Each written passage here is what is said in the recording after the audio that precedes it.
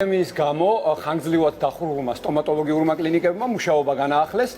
ყველა манипуляცია, რასაკვირველია, უსაფრთხოების ნორმების დაცვითა და შესაბამისი აღჭურვილობით ჩატარდება. ამ თემაზე სასაუბროთ სტუდიაში სტუმარი, მედიცინის მეცნიერებათა დოქტორი, პროფესორი, საქართველოს სტომატოლოგთა ასოციაციის გენერალური მდივანი მამუკა მარგველაშვილი გვერდდება და უფრო დეტალურად მოусმენთ ახლა ჩვენ მის პასუხებს, იმიტომ რომ აინტერესებს ყველა ადამიანს, პაციენტი ბევრია, მათ მკურნალობა სჭირდებათ და ვინ თუ არა სტომატოლოგმა უნდა გააღვწეს ამ კითხვებზე პასუხი. ბატონო მამუკა, მოგესალმებით. დიდი მადლობა რომ ხართ ჩვენი სტუმარი და პირველი შეკითხვა ალბათ მოულოდნელი არ იქნება თქვენთვის. უსაფრთხოების რა დამატებითი ნორმების დაცვა მოუწევთ სტომატოლოგებს და მათ პაციენტებს?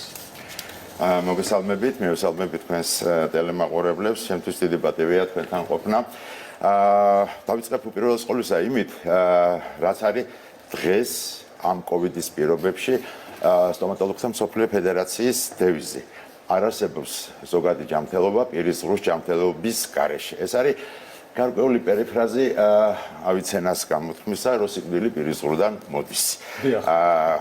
ახლა ის რეგულაციები, რაც არა მარტო საქართველოს, არამედ მთელმა მსოფლიომ შემოიღო, საკმაოდ რთულია, არ არის მარტივი და ასევე საკმაოდ ძვირიც არის. მე დავყოფთი ამას 4 მიმართულებად. პირველი არის ცვლილებები, რომლებიც შეეხო პაციენტს, ცვლილებები, რომლებიც შეეხო თვითონ კლინიკას, ცვლილებები, რომლებიც შეეხო ექიმს და ცვლილებები, რომლებიც შეეხო პროცედურებს, რომლებიც უნდა ჩაუტარდეს პაციენტს კლინიკაში მიღებისას. სტომატოლოგები არიან ძალიან დიდი რისკის ქვეშ. 98%-იანი რისკი არსებობს იმისა, რომ COVID ინფიცირებულიდან ჩვენ ავიღოთ ინფექცია. ამიტომ ეს რეგულაციები მიმართულია იქეთ, რომ დაცული იყოს სტომატოლოგი, დაცული იყოს პაციენტი, დაცული იყოს კლინიკის ყველა თანამშრომელი და დაცული იყოს ასევე მათი ოჯახის წევრებიც. ხა რატომ არის ყველაზე საშიში, ერთ-ერთი ყველაზე საშიში. პირის ზღვის ძალიან ბევრია საინერცხო ჯირკვლები. საინერცხო ჯირკვლებში უხვად არის AC2 რეცეპტორი, რომელიც უადვილებს COVID-ს ორგანიზმში შეჭრას. ამიტომ სტომატოლოგები მაქსიმალურად უნდა მოერიდონ იმ პროცედურების ჩატარებას, რომლებიც იწვევს აეროზოლიზაციას. ანუ ნერწყვის ჰაერში შერევას და კბილების გაწმენდა შედის პროცედურაში. რა თქმა უნდა შედის კბილების გაწმენდა, კბილის პრეპარირება, კულტურული ხრუს გახსნა. ამიტომ ჩვენი პროცედურები, აი თავდაცვითი პროცედურები მიმართულია იმისკენ, რომ მაქსიმალურად შევამციროთ ეს პროცედურები, მაქსიმალურად გვიან დავიბაროთ ის პაციენტი, რომელიც საჭიროებს აი ამ პროცედურების ჩატარებას. გვიანდაბარებაში რას გულისხმობთ?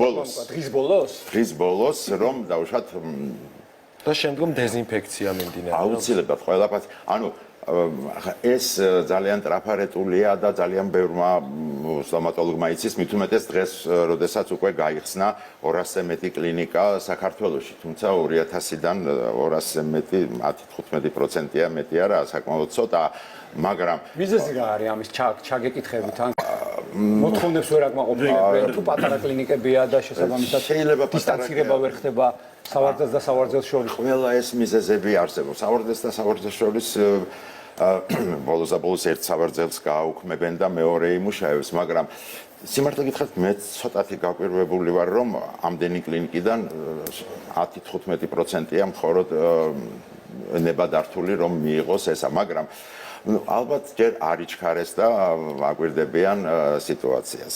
ეხლა აეროზოლიზაცია არის ერთ-ერთი მთავარი პრობლემა, ამიტომ, როდესაც ჩვენ ვახდენთ პაციენტის დაბარებას, პაციენტის მენეჯმენტი უნდა განხორციელდეს გაცილებით უფრო მაღალ დონეზე, ვიდრე ეს დღემდე იყო. პაციენტის მენეჯმენტი გულისხმობს, რომ პაციენტმა აუცილებლად წინასწარ უნდა დარეკოს კლინიკაში, უნდა ჩაეწოროს, უნდა გაისაუბროს რეგისტრატორს, რომელიც გამოარკვევს აქვს თუ არა ჩივილები, აქვს თუ არა ბოლო დღეების განმავლობაში ტემპერატურა, ანუ ეპიდანამნეზი უნდა კი შეიკრიბება ესა და მოხდება დაბარება ახლა რადგანაც პაციენტის მიღებაზე ექიმს გაცილებით სტომატოლოგს გაცილებით მეტი დრო ეხარჯება ვიდრე ადრე ეხარჯებოდა ამიტომ შუალედები დიდი იქნება და თითოეულ პაციენტის მომსახურებას უფრო მეტი დრო დასჭირდება ასევე ექიმი ცდილობს რომ პაციენტს ერთ ვიზიტზე რამდენადაც ეს შესაძლებელია მეტი მანიპულაცია ჩაუტაროს რომ ხშირი ვიზიტები, განმეორებითი ვიზიტები რომ უფრო ნაკლებად იყოს. ამიტომ ეს მენეჯმენტი აუცილებელია რომ განხორციელდეს. პაციენტი კლინიკაში რომ შემოდის იყო ადრე ეწერა რომ ჩვენს რეგულაციებში აუცილებელია რომ ვიზიტორის ხალათი ჩავაცვათ ირბადე გაუკეთოთ, ტემპერატურა გაუსინჯოთ, ბახილები ჩაიცვას, ხელი დაიმუშაოს სადეზინფექციო ხსნარებით. ეს ყველაფერი გაცილებით მეტ დროს მოითხოვს. ანუ ეს რაც შეეხება პაციენტს, ახლა თქვი კლინიკა, ახლა სტომატოლოგები ყოველთვის ცდილობდით რომ კომფორტული კლინიკა, კომფორტული პირობები დაგვეხედრებინა, ლამაზი ინტერიერი. ეხლა ამის საშუალება ნაკლებად გვაქვს და პირიქით ძალიან მკაცრ სტაციონარს დაიმსგავსა ჩვენი კლინიკები, იმიტომ რომ სურათები იქნება თუ ყვავილები თუ რაღაც ასეთი, რომლებიც დეზინფექცირებას არ ექვემდებარება, ან ვერ ექვემდებარება, ისინი უნდა რეკომენდაცია ეს უნდა აღებული იქნას კლინიკიდან. ბატონო მამუკა, სოციალური დისტანციის რეკომენდაციის გათვალისწინებით ერთ სივრცეში ბევრი ადამიანის თავმოყრა არ არის მიზანშეწონილი. როგორ ხდება ამის დარეგულირება და აი დღეში ვთქვათ, რამდენი პაციენტის მიღების საშუალება აქვს? ეს მარტივად ხდება. პირველი მოთხოვნა არის რომ პაციენტი მარტო მოვიდეს. თუ არ არის შეზღუდული შესაძლებლობების მქონე პირი, არ არის ბავშვი, რომელიც აუცილებლად მშობელთან ერთად უნდა იყოს, ან არ არის ძალიან ასაკოვანი პაციენტი. და მეორე ყოველთვის როდესაც ხდება პაციენტის დაბარება, ჩვენ აუცილებლად ვითვალისწინებთ იმ დროს, რაც საჭიროა პაციენტის ეკიპირებისათვის, ექიმის ეკიპირებისათვის, ასისტენტის ეკიპირებისათვის და ასევე მაქსიმალურად ვცდილობთ რომ ძალიან იშვიათია არ არსებობს პრაქტიკულად შემთხვევა რომ პაციენტები 2 მეტრზე ახლოს იჯდნენ ერთმანეთთან კლინიკაში. ასევე ჩვენი რეგულაციებით აკრძალულია 4 მეტრზე ახლოს მყოფი სავარძლების მუშაობა. პრინციპში აი ეს ანდრომ კითხვა რაც დასვა, მე ვფიქრობ, რომ ადრეც ასე იყო ყოველთვის, რომ პაციენტი მიდიოდა მანიპულაციის გასაკეთებლად და ის დრო იყო მისთვის გამოყოფილი და თქვათ არ იყო ეს ხალხის აი ამდენი ცვლილებები თქვათ ახლა თქვენი ძახით რომ 15%-მდე კლინიკები გაიხსნა.